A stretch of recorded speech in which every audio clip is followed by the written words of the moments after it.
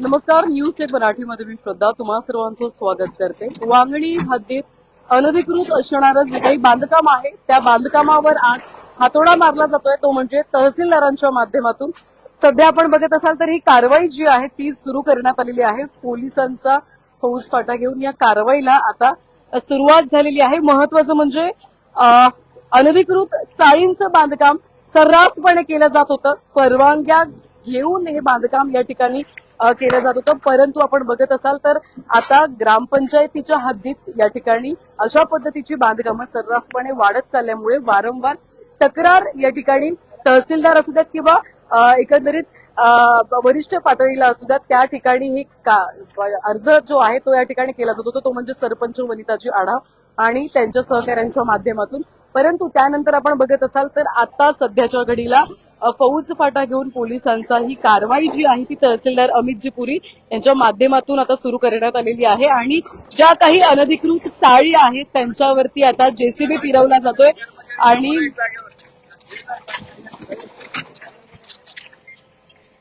आपण बघत असाल तर हे नव्यानं बांधण्यात येणारी ही सगळी बांधकामं आहेत जी सर्रासपणे बांधली जात होती. खरं तर यापूर्वीच अशा अनेक बांधकामांवरती कारवाई होणं अपेक्षित होतं, परंतु प्रशासनानं सुद्धा वाट बघितली ती म्हणजे तक्रार येण्याची. आणि तक्रार आल्यानंतर एकंदरीत आता या अनधिकृत चाळींवरती जेसीबी फिरवला जातोय. बऱ्याचदा असं होतं की एकंदरीत सोशल मीडियाच्या माध्यमातून खोट्या ज्या जाहिराती आहेत त्या केल्या जात होत्या. 4-5 लाखाला घरं या ठिकाणी वांगणी हद्दीत मिळतात अशा जाहिराती केल्या जात होत्या आणि या जाहिरातींना बोलून एकंदरीत अनेक नागरिक जे आहेत ती घरांची खरेदी करत होते.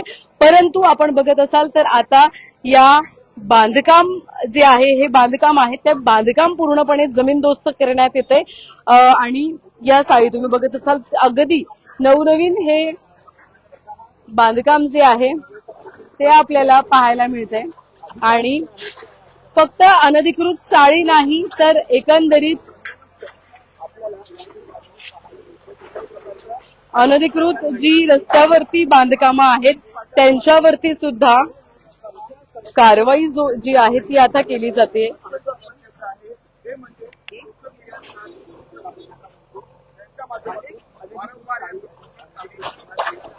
या ठिकाणी 1-2 नाही तर सर्रासपणे अनेक चाळी आपल्याला पाहायला मिळत होत्या ज्या अनधिकृत चाळी आहेत. आणि आता वांगणीमध्ये पूर्ण हे अनधिकृत बांधकाम जे आहे ते जमीनदोस्त करण्याचं काम जे आहे ते या ठिकाणी सुरू केलं जात आहे.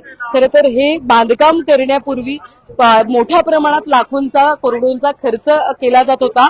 आणि त्यानंतर आपण बघत असाल तर हे बांधकाम उभारलं जात होतं, परंतु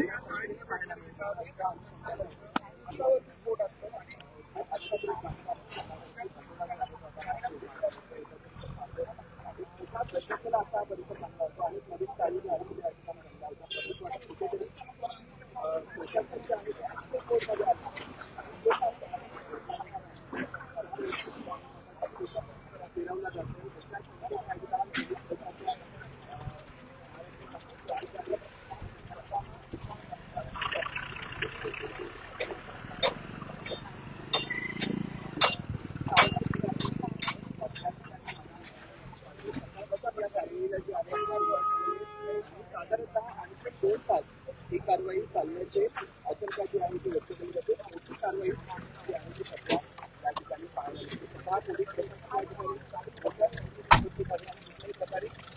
प्रशासनाच्या आणि प्रशासनातर्फे आपल्याला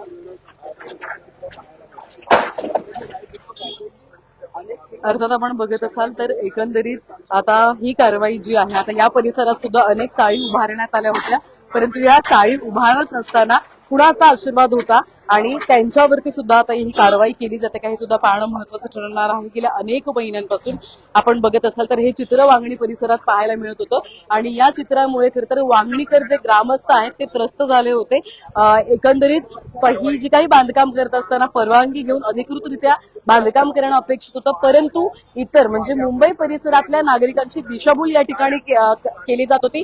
आणि ही दिशाभूल करण्यामध्ये अनेक इन्फ्लुएन्सर सुद्धा होते ज्यांचा सुद्धा यामध्ये हात होता, कारण की दिशाभूल करून त्यांच्या माध्यमातून जाहिराती ज्या आहेत त्या केल्या जात होत्या आणि या जाहिरातींमुळे अनेक नागरिक लाखो रुपये या घरांमध्ये टाकत होते आणि राहायला येत होते. आणि आपण बघत असाल तर प्रामुख्याने आता हे ते बांधकामं आहेत ज्यांच्या जाहिराती केल्या जात होत्या आणि ते आता जमीनदोस्त करण्याचं काम जे आहे ते आता तहसीलदार प्रशासनाच्या माध्यमातून हाती घेण्यात आलेलं आहे. आणि काय सत्य आहे हे तपासणं गरजेचं आहे. 2-3 आजारांसाठी आपण जाहिरात करतात, परंतु आपण जर पाहिलं तर त्याची काय दृश्य आपण आपल्या प्रेक्षकांमध्ये दाखवतो. सर्वसामान्यांच्या गरीब कुटुंबातल्या असतात आणि ते पैसे अशा ठिकाणी तुमची जाहिरात होती या ठिकाणी घेतलं आहे. आमचं मत आहे अनेकांच्या प्रतिक्रिया आपण काही वेळा जाणून घेण्याचा प्रयत्न करूया. कारण की बदलापूरमध्येही मुलामुलांनी प्रशासनाला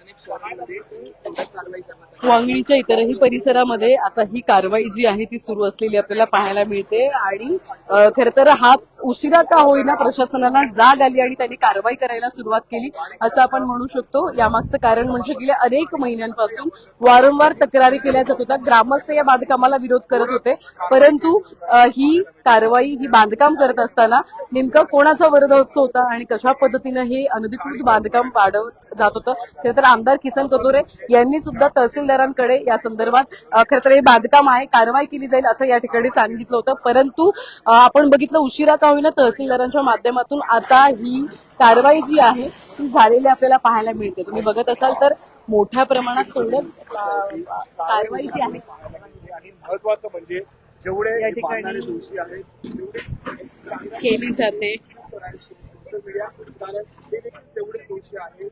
2-3 आजारांसाठी ते जाहिराती करतात, लोकांना मूर्ख बनवतात. परंतु इथे आल्याच्या नंतर आपण बघू शकतो की लोक इथे राहिले असतात, त्यांचा संसार इथे मानतात. कारण की हातावरती पोट असणारे जे गरीब लोक आहेत ते आता चाळीस करतात, आपलं घर घेतात. परंतु अशा मूर्ख लोकांमुळे, अशा चुकीच्या लोकांमुळे आपण जर पाहिलं